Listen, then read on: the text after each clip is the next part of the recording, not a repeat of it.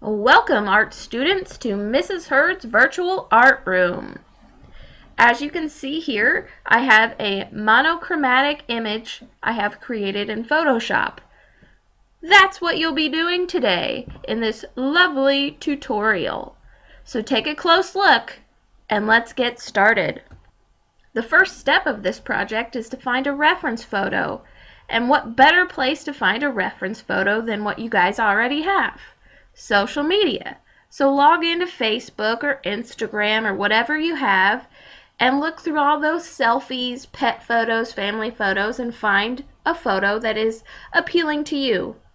And those who don't have social media, you can email yourself a photo from your cell phone or get with me and we can arrange some kind of alternative.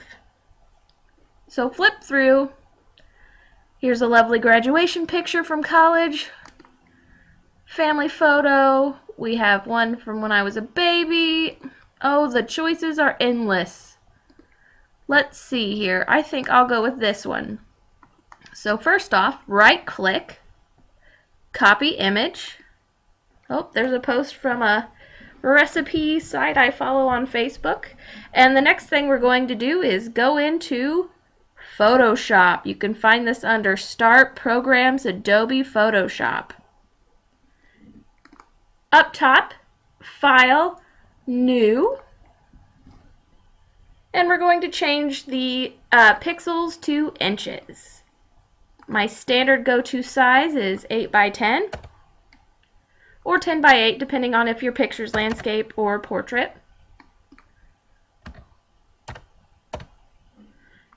And the resolution needs to be 200 pixels per inch.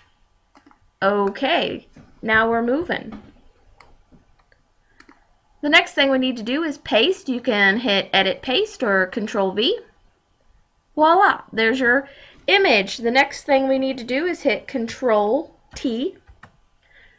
And we're going to use these little squares here and the mouse click to drag our photo to fit the canvas that we've created.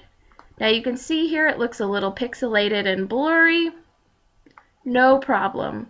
We're going to take care of that in just a minute with a swift double click. So now we have an image to work from. The first thing I want you to do is, you can see here, we have a background, we have layer 1. We're going to click on that and name it Original. And we want to keep this image intact, so we're going to right click and create a duplicate layer. That way we'll have our reference to always go back to. This layer we're going to name Colorize because that's what we will be doing to it. We're going to do this one more time and name it Threshold. Now you see these little eyeballs here. That means the layer's visible or not visible, and you can toggle on and off of those as necessary. So we want the eyeballs on every layer except the threshold layer. You can also see that this layer is highlighted in blue, but we don't want to work on that layer. Blue means that it's the active layer you're working on. We want to colorize right now, so make sure the colorize layer is highlighted in blue and the eyeball is next to it. We also need to make sure the eyeball is off on the threshold layer.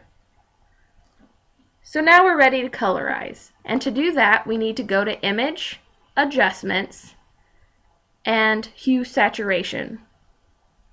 Now, you might be tempted to go ahead and start sliding here, but don't do it just yet. Hit Colorize.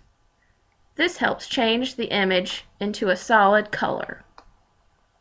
Now you're free to use the sliders and adjust to your liking. But as you do so, remember, these are colors you're going to have to mix out of paint.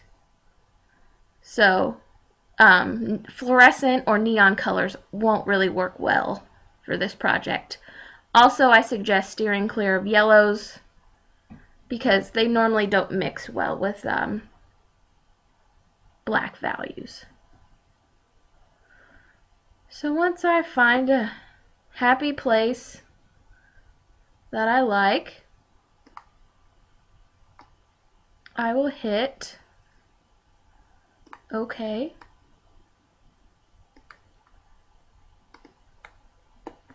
And now I have a beautiful colorized monochromatic image, monochromatic being one color.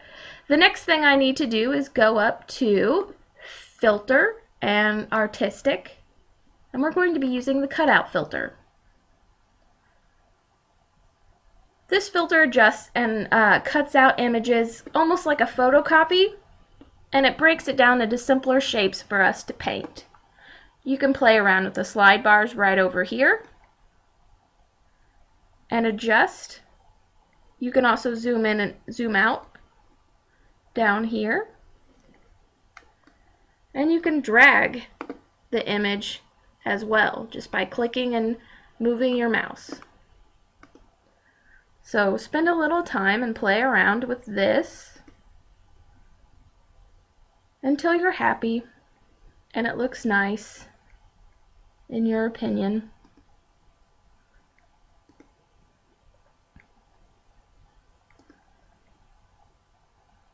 Obviously we don't want something like 2 layers because it's going to be too abstract. So keep it in the upper regions between 6, 7, and 8. I'm pretty happy with this, so I'm going to click OK. And now that layer is done. So we need to go back up to the threshold layer and click the eyeball. And now we're going to manipulate this image right here. And this one is going to be a threshold layer, which equals kind of a black outline. So back up to Image, Adjustments, and down to the threshold.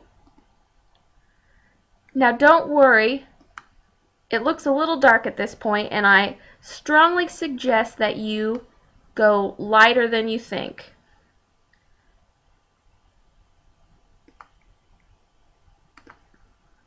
Now we're going to change a blending option, and that's in this little drop-down menu right here. And you can use multiply or color burn for this project. See how that nicely adds in some black accents to our picture? That's exactly what we want.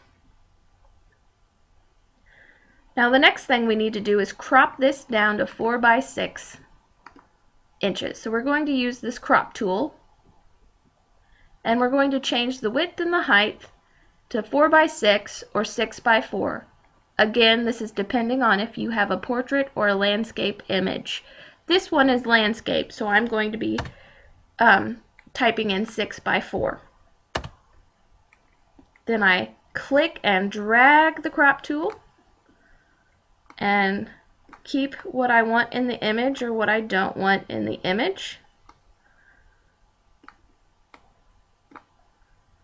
And for this one, I'm just going to focus on my son instead of both. Double click, and now it's cropped to size. The next thing we want to do is click off the eyeballs here, here, and here, which leaves us with a blank background.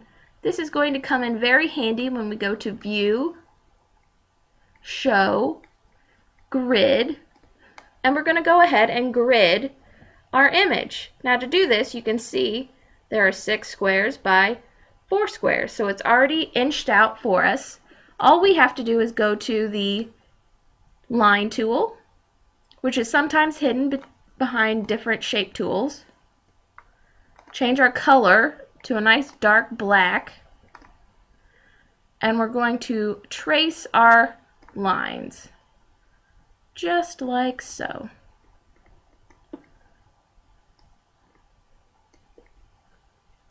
Now if you mess up like this, you can go to Edit, Undo, or you can go to the Move tool and try and slide it into place, which is not going to work exactly for this one. So I'm just going to Edit, Undo, and step backward. And now I'm ready to go back to the line tool and keep on tracing. As you can see, I now have all my lines traced, and I have 4 boxes by 6 boxes, which is exactly what you want. Or you can have 6 by 4 or 4 by 6, depending again on if it's landscape or portrait. Now I want to draw your attention over here, and we toggled off the eyeballs of our main images. It's time to put those back on. And we have our image here, and we're going to go to File, Print, and you can see 4 by 5.999 is very close to 4 by 6, and this is going to be perfect for us to enlarge to our 12 by 18 canvas. So you go ahead and print to whatever computer lab we are in. And that's it for this step, so good luck.